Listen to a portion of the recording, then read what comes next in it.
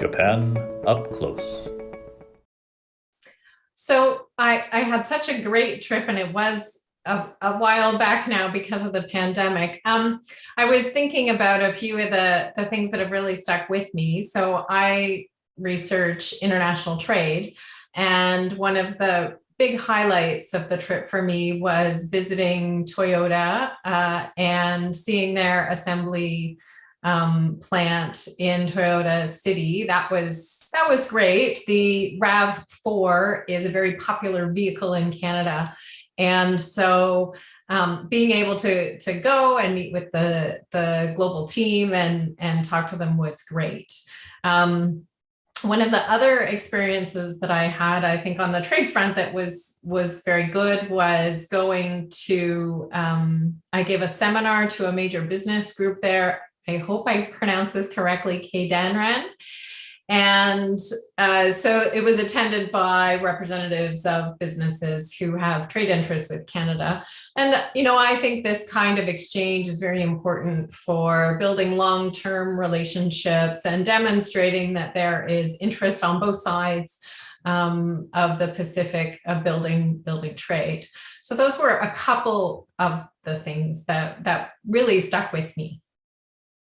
So one of the things that became really clear to me when I was in Japan is just how far away Canada is. And I don't just mean geographically, but Canada is not front and center of the priorities or interests of Japan. And that's not a criticism, because I think Canada also doesn't spend enough time focused on Japan. And so for me, one of the things that I've learned from that experience and the distance between the two countries and the priorities, I don't mean at the government level. There's very warm feelings at the government level, but in terms of just daily life, at the time I was there, American news was front and center all the time. I think one of the things that I've taken away from that is that now back in Canada, I see much more regularly natural ways in which Japan and Canada could continue to build our relationship. I'm more sensitive to areas of Japanese investment in Canada where there occasionally are problems. Canada has quite a slow regulatory approval process for some of our natural resource projects. And so as a result of that, I think I see Japan in Canada a lot more than I did before that time. And so I think that that's a good thing, because I'm also able through that to be able to use Japan as an example in some of my writing and research when I'm thinking about things like the Indo-Pacific region, for example. Sure. So I think that Japan is a real leader in the Indo-Pacific region, not just because Japan is in the region, but Japan has for a long time been a leading democracy, a leading trade country, and as a member of the G7, is a very important country that has relations with other important countries like the United States, the UK, Canada, and so on. And so I think that Japan has, for obvious reasons, much more sophistication in its approach to other countries in the region. And I think Canada could learn a lot from Japan in that respect. Japan, I think, works quite constructively with difficult neighbors, including China, in a way where I think sometimes Canada can be a bit simplistic in its approach to some of these countries. And so I think there's a lot there that Canada could learn from.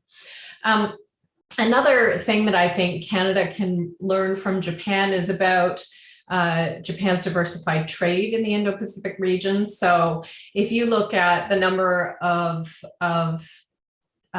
Japanese trade partners in the region, but also the volume of trade between Japan and other countries in the Indo-Pacific, Japan's trade is much more diversified than Canada's. So Japan has relatively balanced trade with China, the United States, other countries in the region, the rest of the world, and so on. Whereas Canada is heavily dependent on a single trading partner, and that's the United States. 60% of our bilateral trade is with the United States. And so that places us in a more difficult position when it comes to really advancing our own trade interests. And so I think that as Canada looks to the Indo-Pacific, Japan offers a really good model, and we should, as Canada, I think that we could be doing a lot more to learn from Japan's experience and the way that it leads within the region.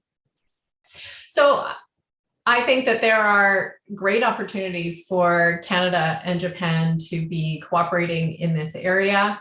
It's definitely a priority for the current Canadian government, and the two countries have worked together on multilateral pacts around climate change for a long time. As I think about specific areas that Japan and Canada can work, given that my own interests are in trade and investment, I think that there are really important opportunities around clean energy. Japan is a largely energy dependent country. I know from my time there, and I think I learned a great deal about the concerns that Japan has as a result of this energy dependence and Japan's determination to become more independent in this area. Canada is a very resource abundant country. Things that we lack, though, one is capital investment for major infrastructure projects, and the other is at times our regulatory processes make it difficult to get goods to market, resources to market. And so I believe that the current government is quite committed to the clean energy transition in Canada and is going to make greater efforts to smooth some of those regulatory hurdles. So as I think about the priorities of Japan, I think it could easily be a major investor and source of cooperation in areas like clean technology, supply chains for electric vehicles, critical mineral supply chains, those kinds of things. And for its part, the Canadian government can do more to send clear messages about its desire for direct investment in this area. It would be great if the United States rejoined the CPTPP, but I am not optimistic that that is likely to happen in the next 2 or so years, particularly in the first half of the Biden administration. I think this is purely a reflection of US domestic politics. There's nothing that Japan or Canada or other CPTPP partners can do, I think, to change that dynamic. But having said that, I do think it is possible that the United States could join in a few years under a different kind of context. And I think that can only happen if a few things remain in place. So I think the agreement needs to remain very high standard, very ambitious, and it needs to be very judicious about enforcing the agreement as it's written. I think that if the agreement becomes watered down, or if partners that are not very ambitious and don't want to see that kind of rules-based trade in place, there's no reason for the Americans to join because it won't be in their interest.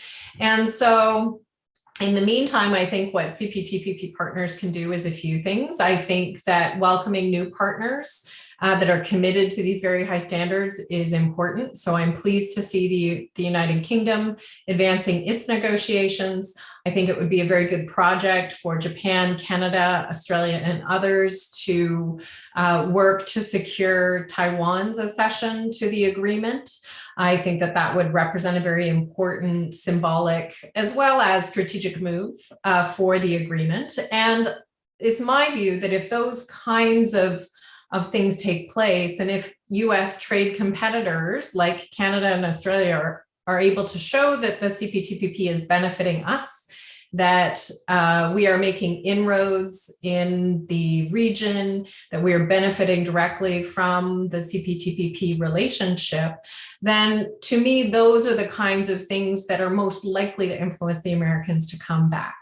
So, my feeling is that the Americans aren't coming back just yet, but they definitely won't be back if we can't demonstrate the value and the business case for the Americans to be there.